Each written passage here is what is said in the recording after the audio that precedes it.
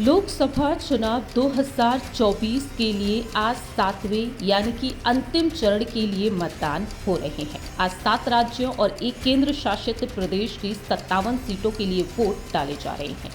इस फेज में कुल 904 उम्मीदवार मैदान में हैं। 7वें चरण के खत्म हो जाने के बाद 4 जून को नतीजे भी घोषित किए जाएंगे। इन राज्यों में उत्तर प्रदेश का नाम भी शामिल है। उत्तर प्रदेश की 13 लोकसभा सीटों पर आज मतदान है।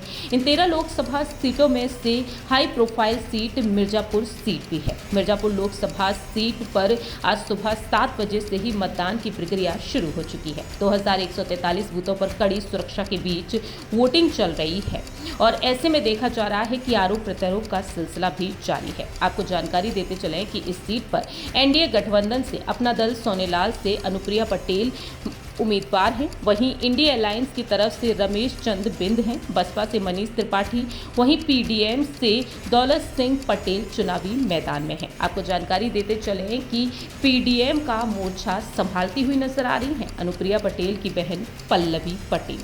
पल्लवी पटेल और अनुप्रिया पटेल के बीच जुबानी जंग जारी है। वहीं कुंडा से विधायक रघुराज प्रताप सिंह उर्फ राजा भैया के साथ भी अनुप्रिया पटेल की जुबानी जंग देखने को मिली है। आपको जानकारी देते चलें कि अनुप्रिया पटेल भी वोट डालने पहुंची आज सुबह ही। दरअसल आपको बता दें कि अनुप्रिया पटेल सेंट मैरिस मतदान केंद्र पहुंची। यहां पर उन्होंने वोट डाला और इस दौरान मीडिया के सामने उन्होंने अपनी बात रखी। उनका कहना रहा कि यहां की जनता तीसरी बार उन्हें अपना आशीर्वाद देने जा रही है। सुनिए जरा अनुप्रिया पटेल ने क्या कुछ कहा। मुझे पूरा विश्वास है मिर्जापुर का आम मतदाता जनपद की तरक्की के लिए, विकास के लिए एक बार फिर मुझे अपने अमूल्य वोटों का आशीर्वाद देगा।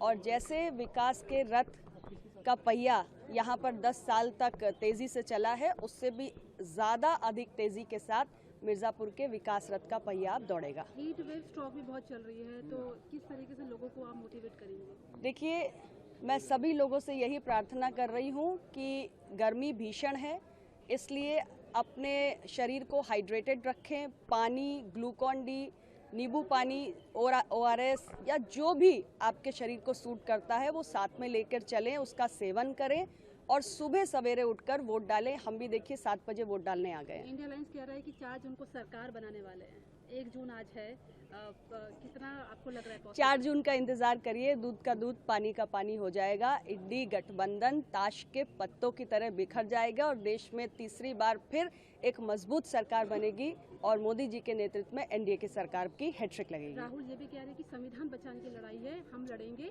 खटाखट पैसे देंगे, खटाखट नौकरियां देंगे। देखिए, जहाँ तक नौकरियों का सवाल है, जहाँ तक देश के विकास का सवाल है, तो हमने 10 वर्षों में देश को आगे ले जाने का काम किया है। आज भारत की अर्थव्यवस्था दुनिया की 5वें नंबर की अर्थव्यवस्था है, जिसे यूपीए की सरकार में फ्रेजाइल 5 में गिना जाता था, जो 11वें नंबर पे हुआ करती थी।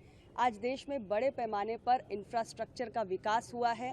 आज देश के अंदर गरीब का, किसान का, युवा का, महिलाओं का, सबका कल्याण करने के लिए तमाम तरीके की योजनाएं चलाई गई हैं और ज़मीन पर हर वर्ग ने अपने जीवन में एक सकारात्मक बदलाव महसूस किया है।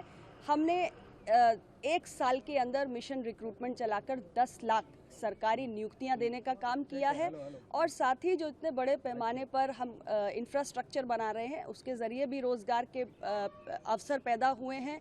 हमने आज भारत को दुनिया का तीसरा सबसे बड़ा स्टार्टअप इकोसिस्टम बनाया है, जिसमें 14 लाख से अधिक नौकरियां तो केवल हमारे युवाओं ने देश के जो उनके जैसे और प्रतिभाशाली नौजवान हैं उनको दी है। प्रोडक्ट लिंक इंसेंटिव स्कीम के ज़रिए हम डोमेस्टिक मैन्युफैक्चरिंग को बढ़ाकर देश में और रोज़गार पैदा कर रहे हैं।